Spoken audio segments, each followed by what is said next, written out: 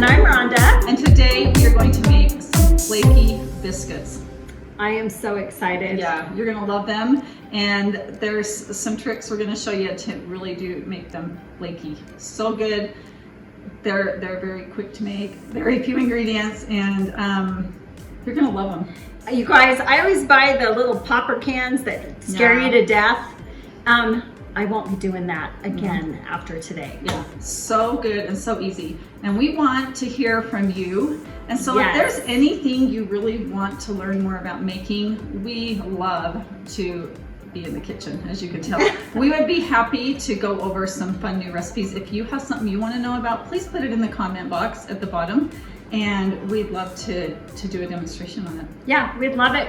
If you need a recipe, if you want to ask us questions, just let us know. We're here for you. First of all, we're going to start by cutting the butter, and we want to make sure the butter is chilled before we start making this. And I like to cut it in little cubes so that as I'm working it into the flour, it doesn't bend the pastry blender. I've had that happen before.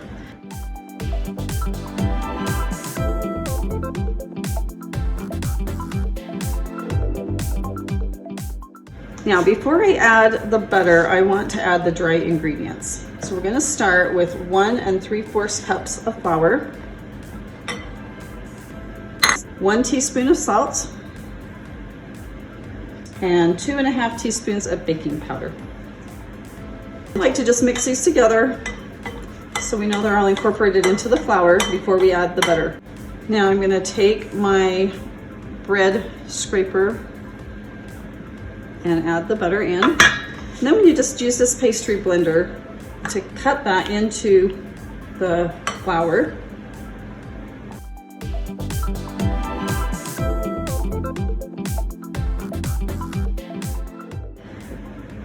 You can see now that this is all blended in there. I like to leave the butter in about pea-sized pieces, so it's not completely blended in smooth. There's little pieces of butter. Now we are going to add 3/4 cup of milk. And this is the part where most of the time people will over mix the dough. That is the secret to a flaky biscuit, and that is what we're looking for, is a flaky biscuit. So we're just going to work this in until the flour and milk are incorporated, but it will not be a smooth dough. It'll actually be a little bit crumbly. Okay, now you can see it's just a really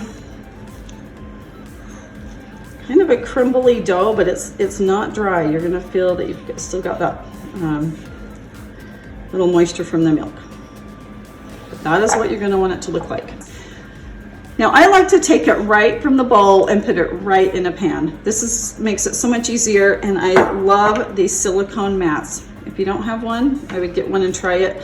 They're great for all kinds of baking. It really saves on the cleanup, and the things don't stick to it, the dough, right? It's so nice. Now I can tell this dough is just a little bit sticky, so I'm gonna just put a little bit of flour down on the pan on my working surface, because this is where I'm gonna press the dough out, and I'm not gonna cut them in circles like a traditional biscuit. I'm gonna just do one pan. We're gonna cut squares and bake them all right here in the same pan. I love that. I love that you don't have to separate them and take the time to do that. This is so quick. Yeah, and this is really fast. You guys, these are so good and buttery and tasty. You see I put a little flour on top. That's fine. Keeps it from being sticky. Now I just shape it, and I like to use my little bread scraper and just keep it in a really good rectangle shape so that your corners, because we are going to cut these in squares, you want the corners to be nice and square. I like to do it about 3/4 of an inch thick. This makes 1 dozen, so we're going to just cut these. Then we just separate them out.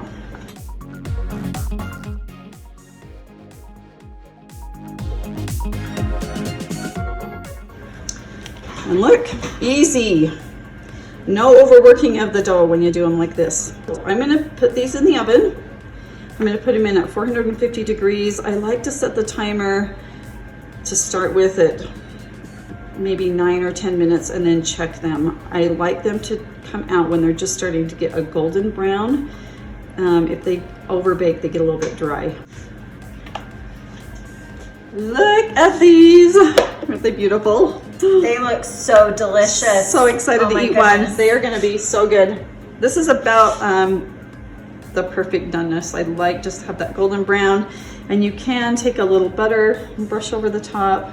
Oh, they look so Just a delicious. Make These- your own. yeah. It's so much better.